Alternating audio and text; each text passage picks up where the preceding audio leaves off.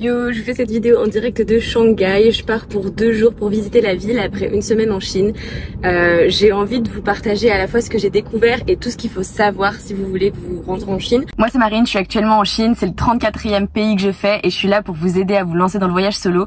Je vous donne plein de conseils et je vous coach avec mon compte Instagram World Trippeuse. Donc abonnez-vous si vous avez des questions, si vous voulez en découvrir davantage. Tout commence par le visa et les applications à télécharger avant d'arriver.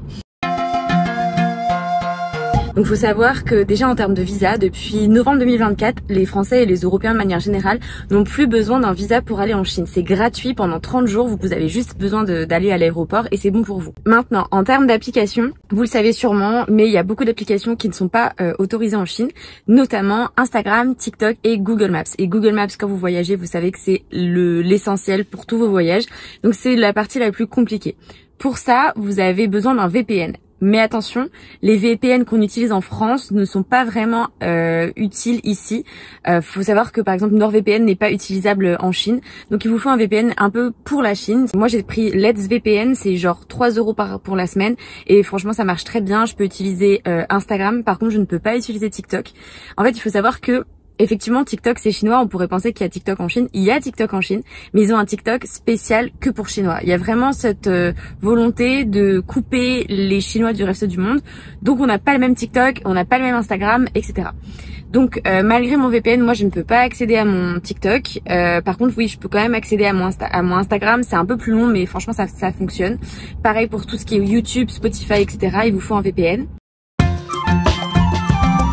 Tout ce qui est carte SIM, vous pouvez vous prendre une eSIM. Je crois que dans certaines eSIM, il y a le VPN qui est également intégré. Après, je ne peux pas en avoir parce que j'ai acheté mon téléphone à Hong Kong. Il faut savoir que si vous voulez acheter votre iPhone à Hong Kong ou en Chine, il n'y a pas de eSIM possible. Vous aurez un iPhone qui ne pourra pas prendre les eSIM. Donc moi, c'est le cas, je n'ai pas le droit aux eSIM.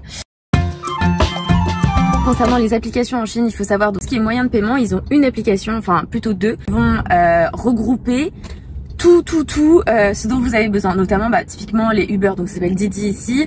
Vous voulez commander à manger, c'est avec ça, mais c'est surtout votre application de paiement. Vous ne pouvez pas payer ici en carte bleue, vous ne pouvez pas payer avec Apple Pay. Tout passe par ces deux applications, WeChat ou Alipay. C'est quasiment la même chose. J'ai que WeChat de mon côté. En fait c'est une application à la fois où vous allez pouvoir échanger avec les gens, c'est comme un peu un WhatsApp, et en même temps vous allez pouvoir payer. C'est-à-dire que tout se passe par ces applications. Vous voulez acheter des fruits dans la rue à un mec qui a pas vraiment, j'assure vraiment qu'il y a juste un étalage, qui a même pas de magasin, il aura un QR code WeChat. Même un mendiant dans la rue, il va pas vous demander du cash, il va vous montrer son code WeChat. À savoir que souvent ces applications elles sont en chinois et on croit qu'elles sont que en chinois, mais si vous cliquez en haut à droite les 3 petits points, vous allez avoir traduction et là ça va vous traduire l'application en anglais ou je pense que vous pouvez même choisir en français et là ça change clairement la vie parce que je vous avoue que c'est quand même une grande galère en Chine. Les gens sont très sympathiques mais ne parlent pas un mot d'anglais et il y a quand même il y a une grande différence de culture je dirais parce que je pense qu'il y a une certaine honte de ne pas parler anglais qui fait que parfois ils vont un peu se recroqueviller sur eux-mêmes ou arrêter la conversation parce qu'ils sont trop gênés de pas pouvoir nous aider. Mais quand on a accès à un mode de traduction type Google Translate ou quoi, c'est les premiers à être volontaires, d'essayer de communiquer, d'essayer de nous aider quand on est dans une difficulté. Donc vraiment, ne pas hésiter à demander votre chemin, ne pas hésiter à demander des conseils à des Chinois, mais juste ayez bien Google Traduction ou un autre traducteur avec vous pour traduire vos questions parce que sinon ça sera impossible. Et quand je dis impossible, c'est que même dans les hôtels, et là je suis à Shanghai, les gens ne parlent pas anglais, mais c'est-à-dire qu'ils ne savent même pas dire thank you, sorry, non, genre même no, yes, c'est compliqué. Donc vraiment, il n'y a pas d'anglais. Et les taxis, c'est pareil, c'est une vraie galère de se retrouver parce que c'est impossible de communiquer, donc on communique par photo pour montrer où on est. Et après, c'est les numéros de plaque comme pour les Uber. Après, le coût de la vie, donc comme je le disais dans une story précédente, le coût de la vie en Chine, c'est hyper intéressant dans le sens où, en tout cas, quand j'ai commencé par Zhangjiajie. Zhangjiajie, c'était 44 € pour 4 nuits avec 2 lits.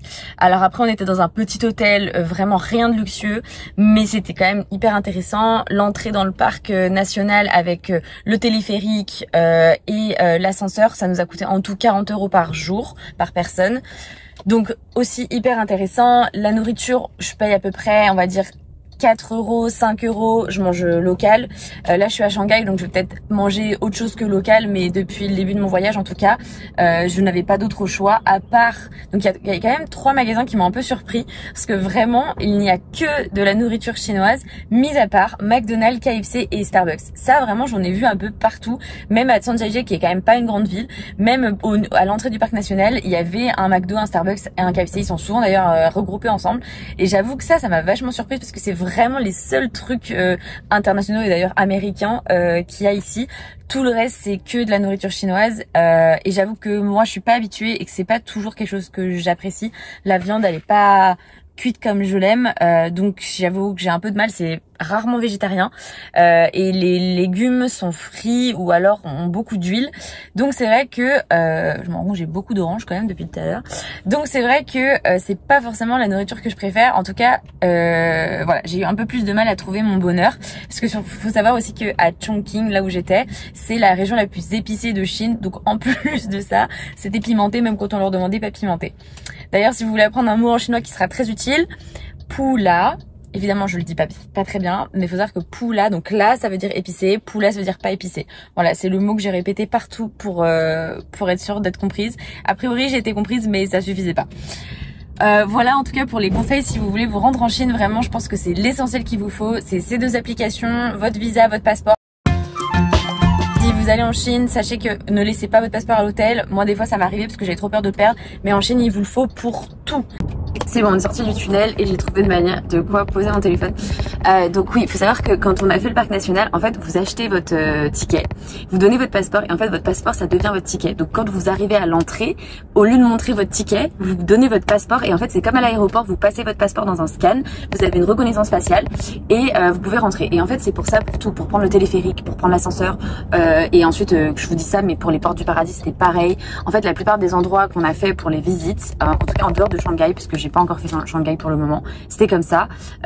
C'était votre passeport égale votre ticket. Donc vraiment toujours avoir son passeport avec soi. Son passeport, de la batterie, les applications nécessaires. Et puis vous êtes bon en vrai. Après tout le reste, ça se fait un peu naturellement. Tant que vous avez une application de traduction, vous pouvez toujours vous débrouiller. Les gens sont quand même extrêmement gentils. Vous voyez en fond le début de la ville de Shanghai que je suis en train de découvrir parce que je suis arrivée hier soir.